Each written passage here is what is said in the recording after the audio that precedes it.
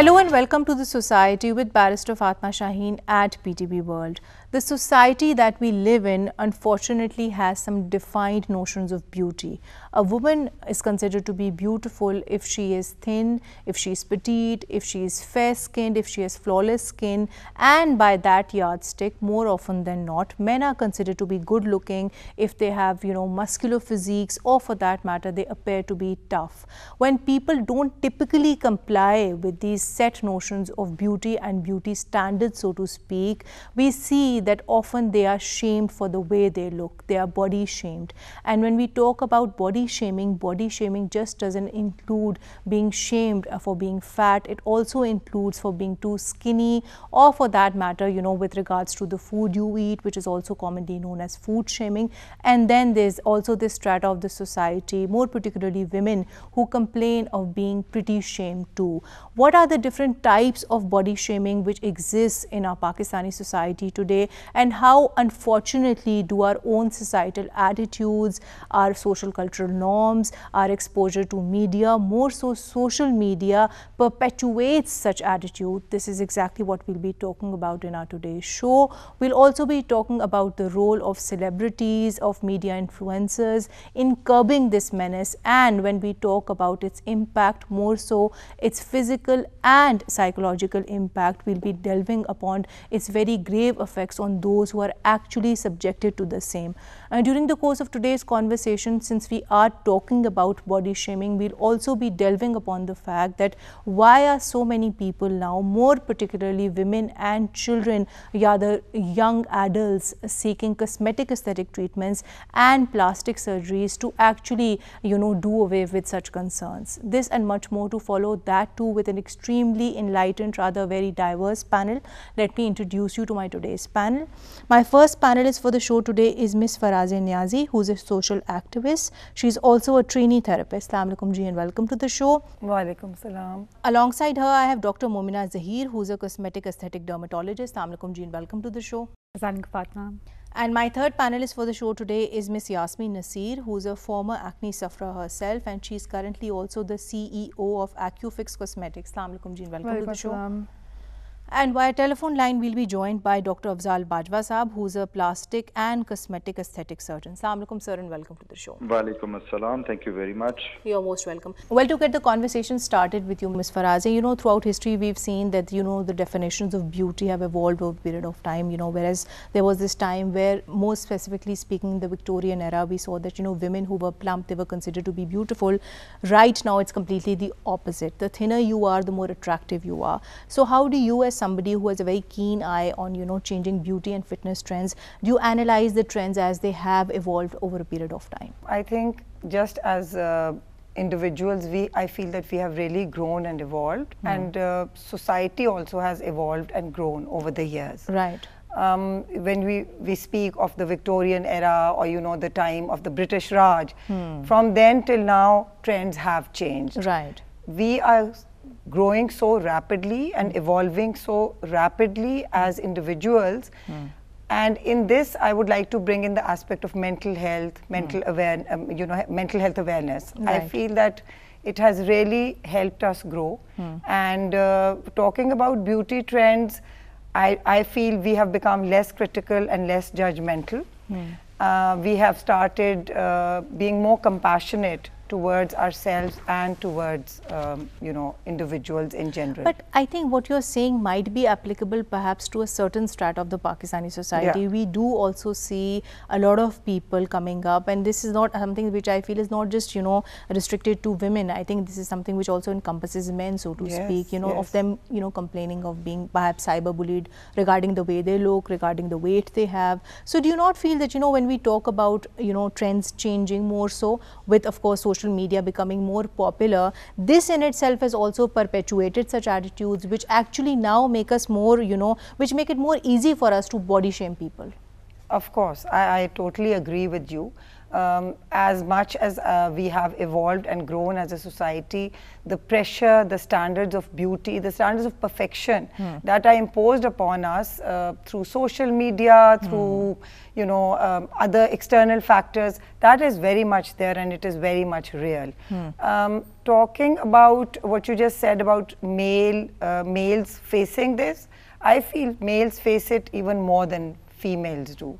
Coming to you, madam, I think you are that one person who has, a real life narrative on the same, because you were shamed because of your weight, especially when you were growing up. So tell us about, the typical struggles and challenges that you had to go through, and how did you fight the same? So growing up, I was always the chubbier child in class, right? So what they would do, I would be the last to get selected in games, despite the fact that I wanted to play them, I was good at them. I had to be the smartest child in the room rather than being the nicest looking child in the room, because it puts the pressure on you.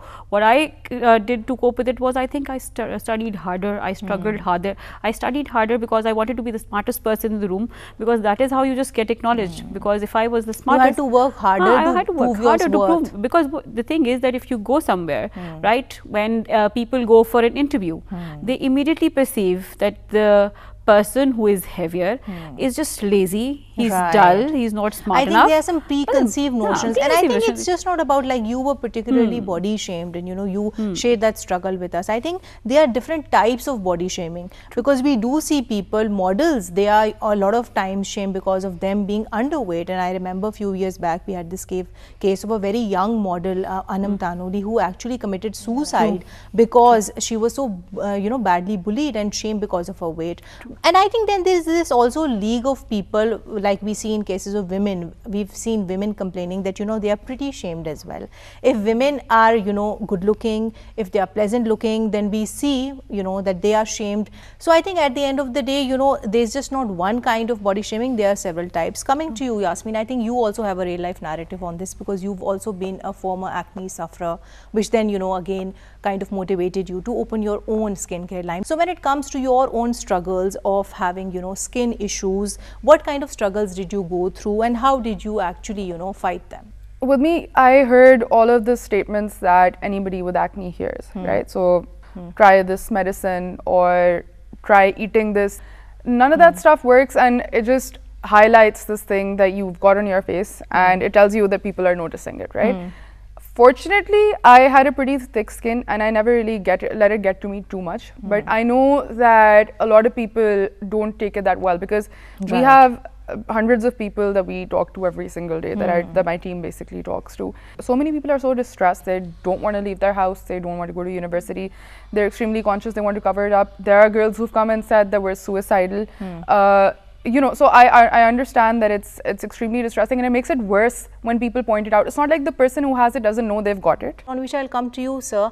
I think your narrative on today's topic is extremely important, because when we do talk about, body shaming as it does exist in different forms, I think a very important role is played by surgeons like yourself, because more often than not, we do see people coming to you for treatments. So what do you see, where do you see precisely a correlation between, people being subjected to body shaming and then they as a consequence, coming to doctors like yourself to get treatments done?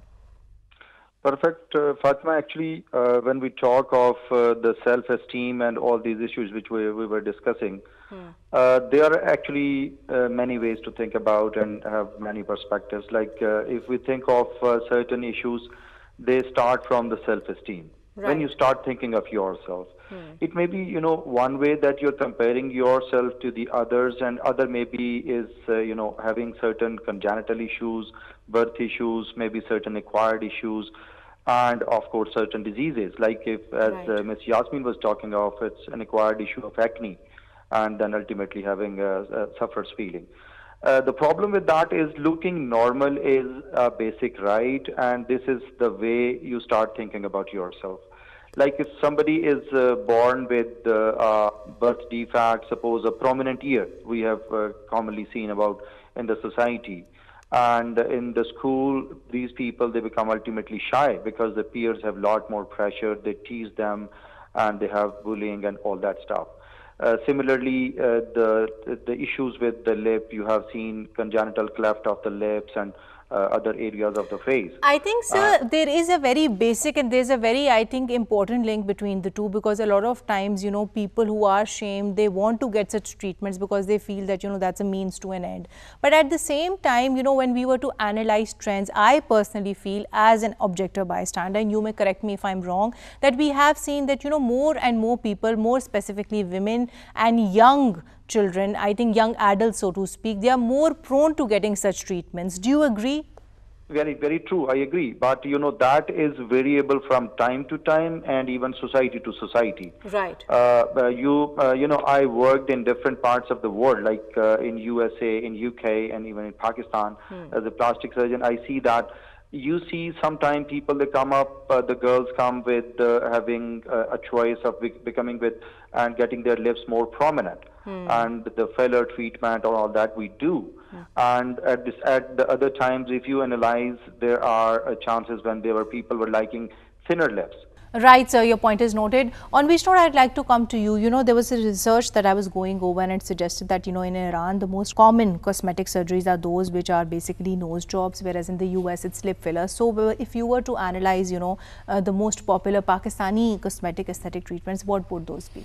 So, it would be whitening injections that everyone is getting done. Right. And in injectables, if I talk, then Botox, which is anti-wrinkle injections. That is something that everyone is getting, every housewife is getting, but they don't tell you. Right, madam, your point is noted. On which I'll come to you. I think we must also talk about, you know, the psychological impact of being body shamed, because that again is a very pressing concern, because we often see that, you know, people who are shamed, they just don't suffer physically, but it also has a very adverse effect on their self-esteem, on their psychological and emotional well-being. So, as a therapist, you know, who gets to treat such patients, what are the most glaring effects that you see on people who are body shamed?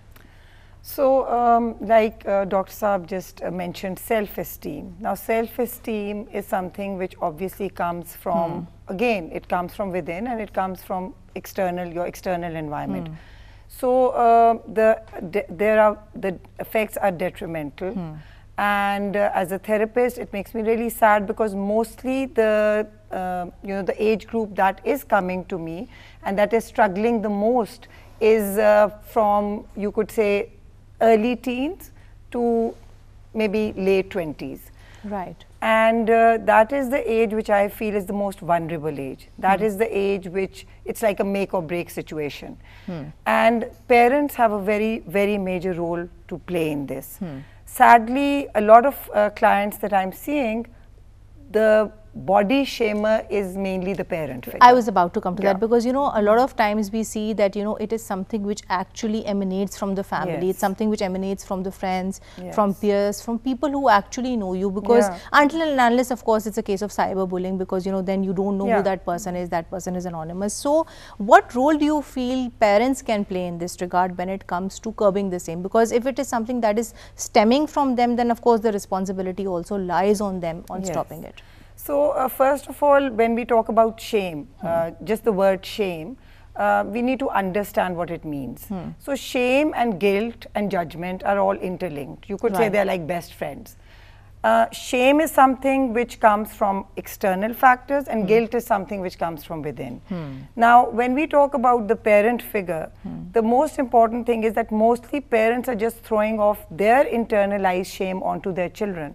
And unless and until they become aware of their own internalized shame or their wounded parts, they will not be able to sadly help their children. Right. So, the most important thing is, and I think social media has also played a very important role in this, because there has been a lot of awareness, mental health awareness, and then also awareness of, you know, like we're talking about body dysmorphia, we're talking about anorexia, bulimia, and we're talking about it very comfortably now. Right. On which I'll come to you, Yasmin. I think we must talk about your skincare line, which I understand is, of course, a product of your own struggles, the fact that you had to go through, you know, acne and, you know, other skincare problems too. So, at the end of the day, how precisely did that motivate you to have this own skincare line of yours, and how today, if you were to evaluate its success, how effective, how successful is it out for the, you know, Pakistani women out there in terms of addressing their skincare issues? My skincare, so AccuFix, my skincare line, it stemmed out of my own attempt to treat my acne.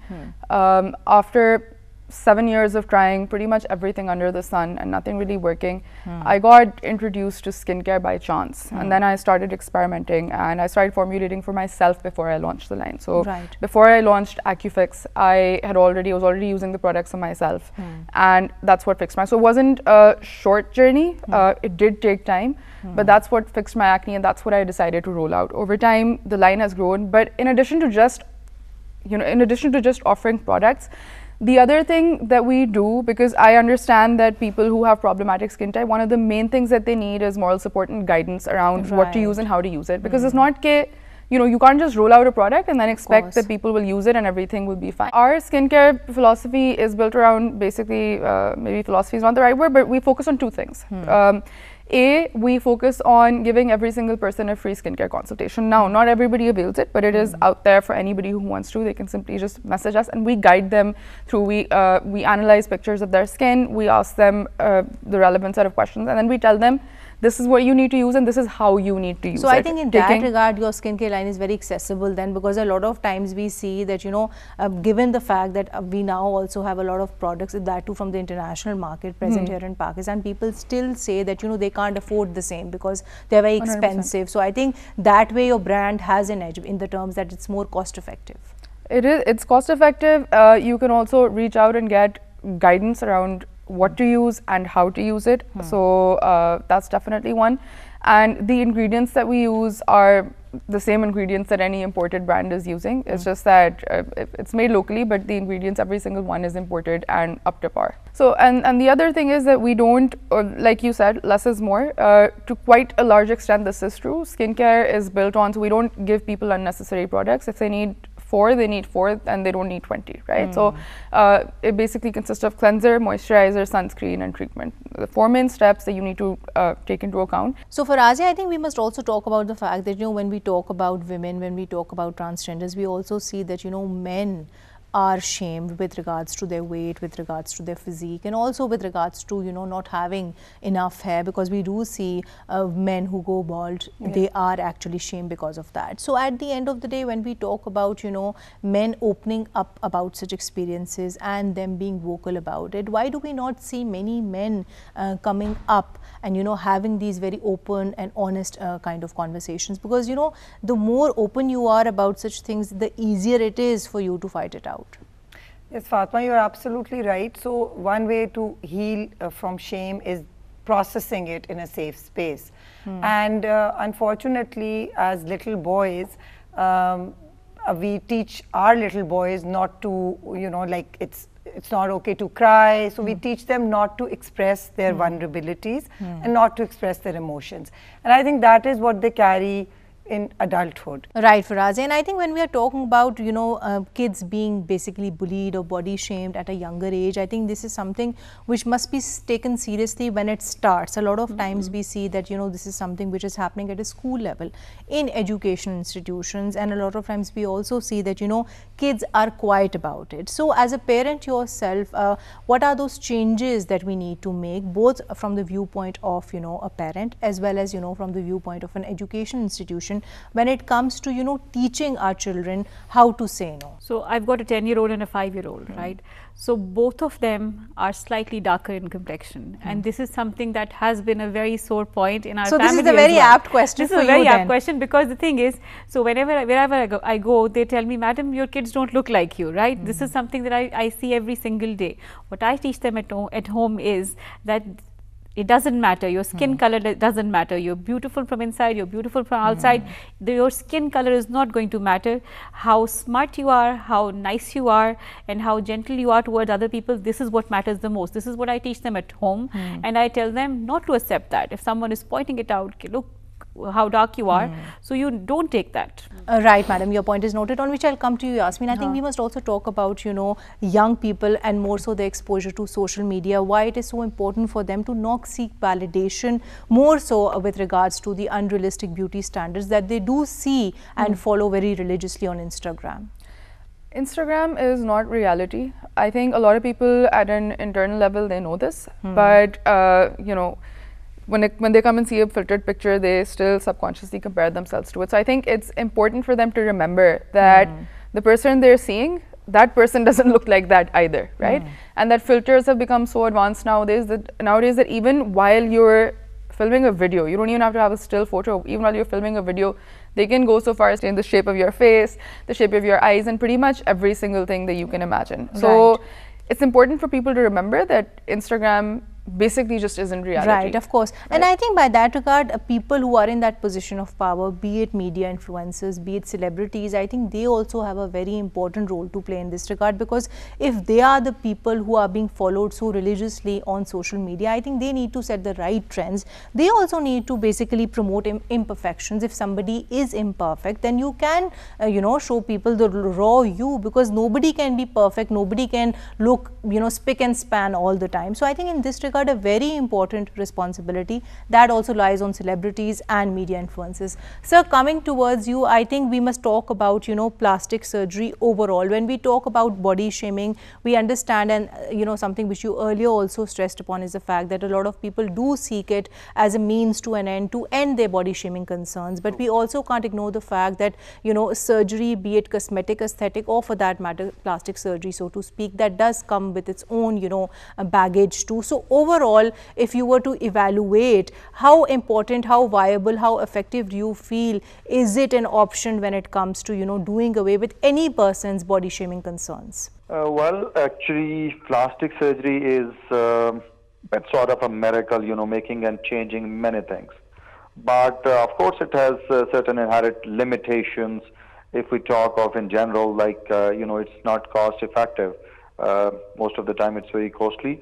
And in not only in our part of the world, rather in other countries, insurance is not covering. So, cost is one of the major issues limiting it. The other one is time. Sometimes one surgery is requiring multiple sessions. Like if we talk of even simply laser for the removal of the hair, maybe requiring multiple sittings.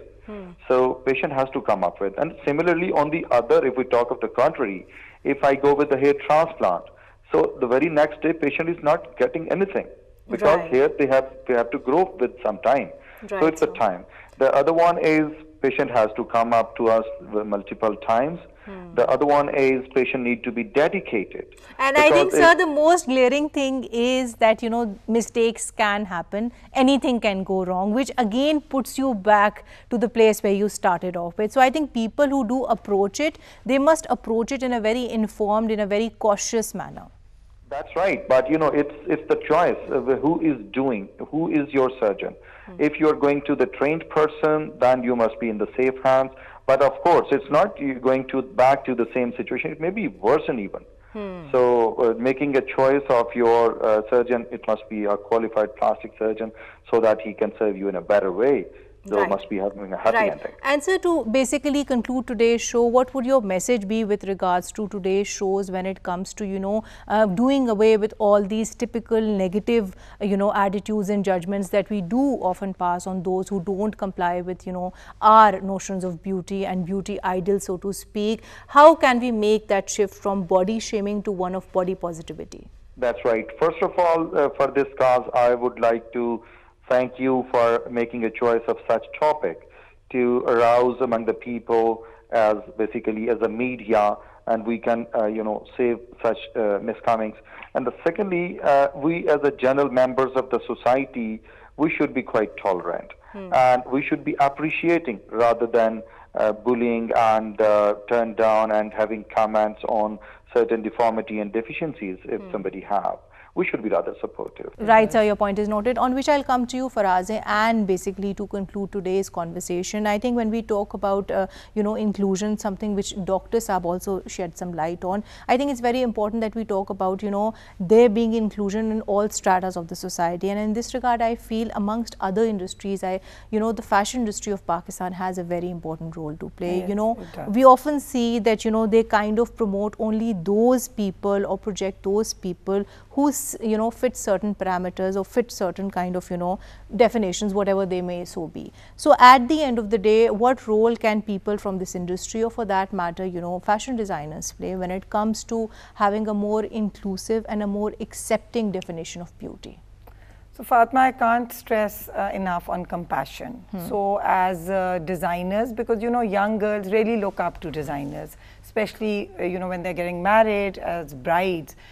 It's almost as if their whole world is dependent on the designer who's going to design their bridal outfit and that special day, and they want to look their best. So as a fashion, like in the fashion industry, I think designers need to be very, very compassionate to these young brides or brides of any age coming to them.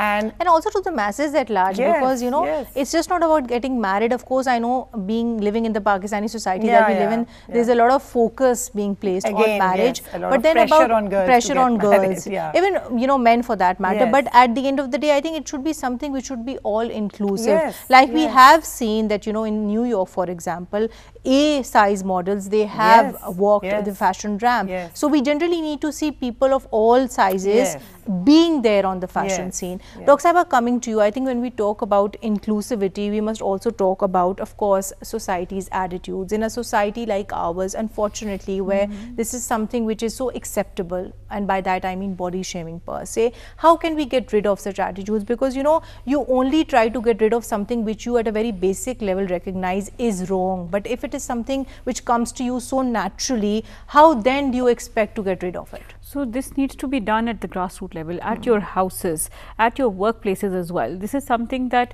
needs, because the thing is we can't just promote body dysmorphia in people. You can't just make a cookie cutter approach to everything, like this is the model and this needs to fit. Everyone in the media as well, you need to see similar people. Like if you're having acne, you need to have actresses and models that have acne on their faces.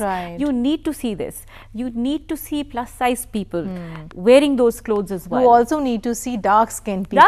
And I think over a period of time, we as a society have evolved. If you see, especially if you see the Pakistani media and the fashion industry, we have seen that there have been quite a few dark skinned models who've actually made a big name for themselves. Models and actresses, and they look absolutely gorgeous. We need to promote that the Asian skin type, which is skin type 4 and 5, we are dark, we are tan, and we look gorgeous. I think this is the most beautiful complexion that we have. Right, madam, your point is noted. On which I'll come to you, Yasmin. Considering that you are running this skincare brand, I think a very important responsibility lies on people like yourself to ensure that when it comes to producing products, they are such products which are not only all inclusive but which also in a way promote diversity, so to speak. And this is something which we have seen in the West too.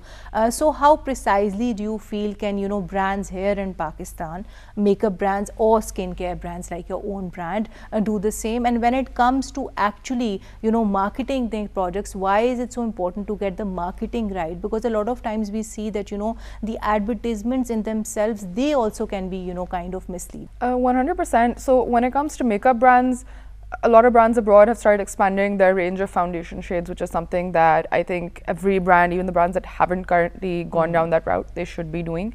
When it comes to skincare, generally it tends to be independent of your whatever your skin, usually tends to be independent of whatever your skin color is. So in that regard, it's more important that the people that you're using in your marketing, it's essential that you show the fact that what normal skin looks like, you show different skin tones, etc. And that's how you can be more inclusive as a skincare brand. In this regard, I think credit also goes to people like yourself who running such successful skincare lines are also very open about their skincare issues. 100%. It needs to be normalized. It's not something that you need to be ashamed of.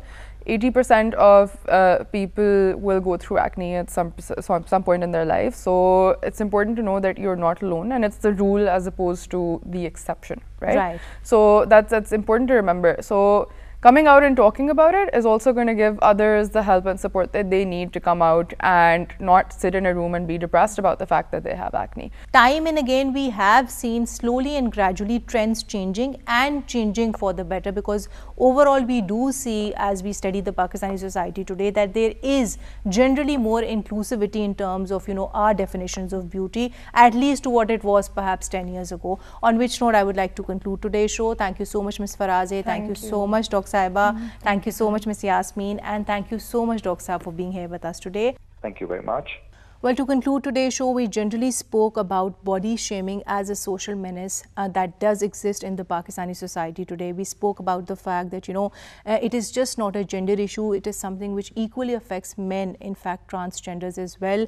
We spoke about the fact that, it's very important for us not to derive our validity from social media. In this regard, it is extremely important that people who are in a position of power, more so celebrities, more so social media influencers, they should not promote unrealistic standards of beauty. As a society, it is high time that we understand the fact that, beauty is not just the way you look. Beauty is something which emanates from the inside, because true beauty at the end of the day is something which does come from the inside. On that note, signing off for today. Until next time, take care and Allah Hafiz.